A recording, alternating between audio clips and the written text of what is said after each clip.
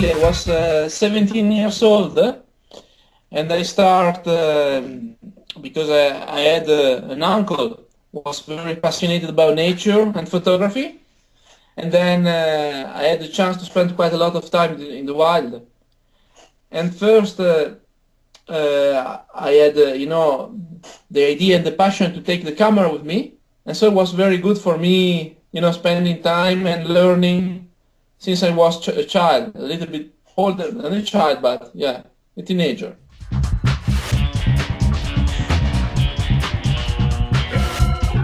We are living in Aosta Valley. It's a really wilderness, still very well preserved, and we have a very nice national park. So my first days, the first trek in the nature was really in the beautiful wilderness, full of animals. We have alpine, chamois, ibex, golden eagle, so many wildlife. So for me it was completely natural to start to be interested on wildlife and spending time watching and then photography. And then, it's something that you feel inside when you get the passion for the wildlife and photography, then it's forever, So there is, I love nature, I love staying in the wild, and for me was the photography was the best way, to stay in the wild.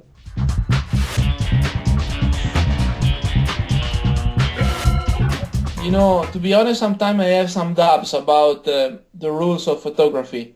I have to trust about the power of photography, but I think it can be not the only solution. We need to talk with the people, and I think a lot of responsibility must be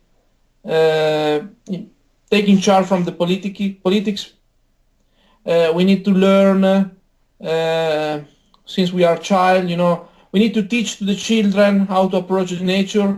Photography can be a strong tool, but alone, if there is not, the society and everything on the way for understanding why we have to protect the nature, photography alone probably can be not so strong.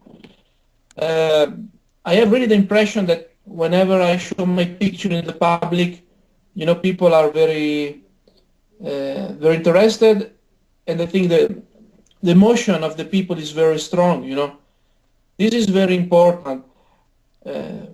But then, it's so complicated to have a big audience. I'm working for National Geographic. This is very important because the audience, the reader of National Geographic magazine is very wide. So I always have the wish that my photography can be important, as a tool, as you told, to change the mind of the people. But I think we need the help, and we need the connection with other people in doing communication, the politics, and scientists. All together can be important, not just the photography, not just one photograph. You know what I mean?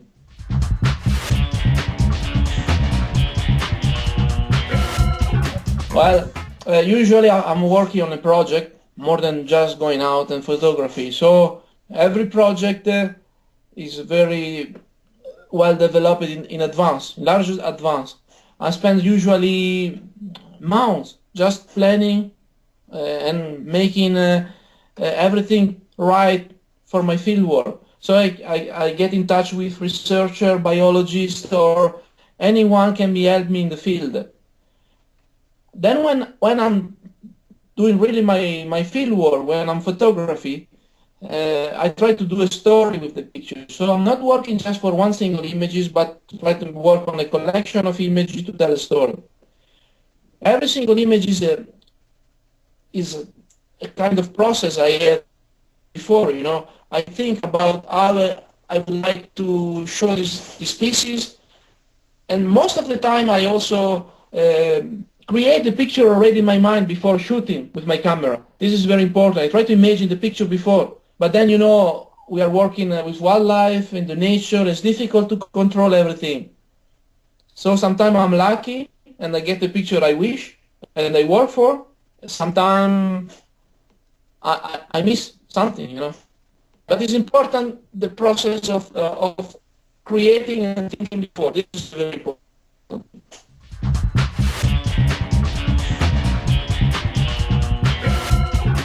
When you work with wildlife, you can be also always be a little bit tricky because you never know how the animal can react with your presence, and then when you are behind the camera, sometimes you approach a little bit too much the animal, and you forgot a little bit about that because you are concentrated about the view, about photography, and about everything.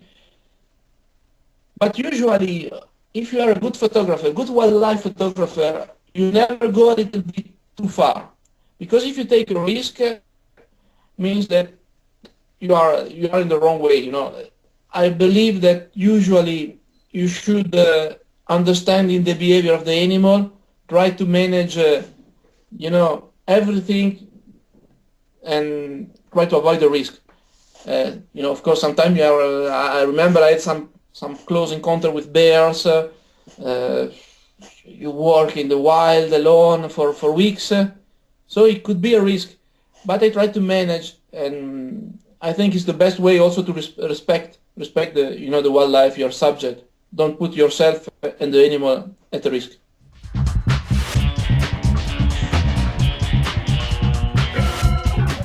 Well, I'm doing most of my photography focused on wildlife, but it's quite specific topics. But I'm try to mix a little bit wildlife with landscape.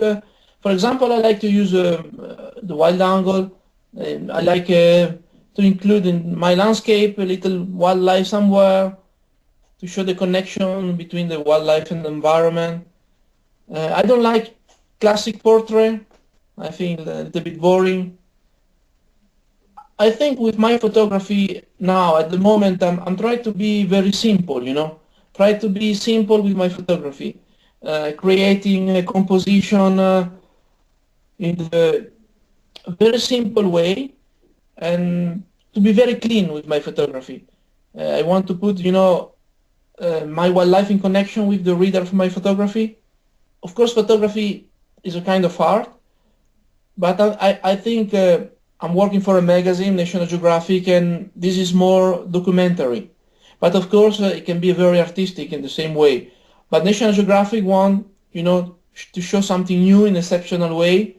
So it's still documentary, but of course, you can create anytime something that is close to heart, Even if it's art photography, is completely different, and you should work more free, But then when you have a magazine, you have to produce the images they're waiting for you. So in a sort of way, I'm still interested about the behavior of the animal, and as I told you, the animal in their environment, the connection. So it's a mix of everything, a little bit.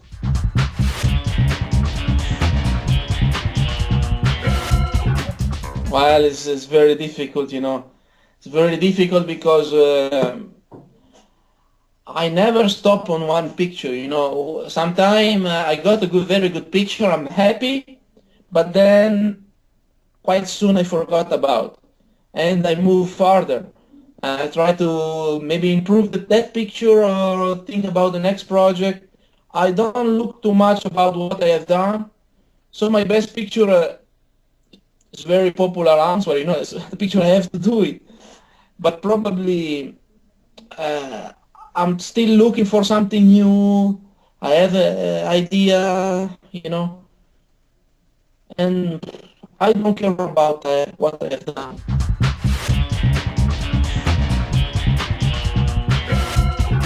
Well, I have maybe two suggestions. The first one is start working near home or near our region, in your region, where you know already how to move, maybe already something about the wildlife, and you can manage everything easier, Not start traveling and doing photography in the other part of the world, but start working around your own.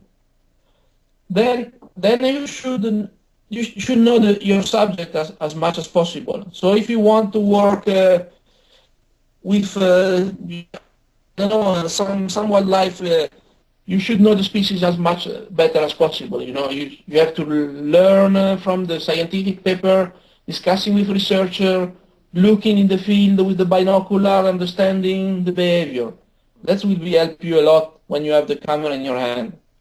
And then the last one, and probably the most important, whenever you approach your subject with the camera, you're probably waiting for your best shot to try to do the best as possible.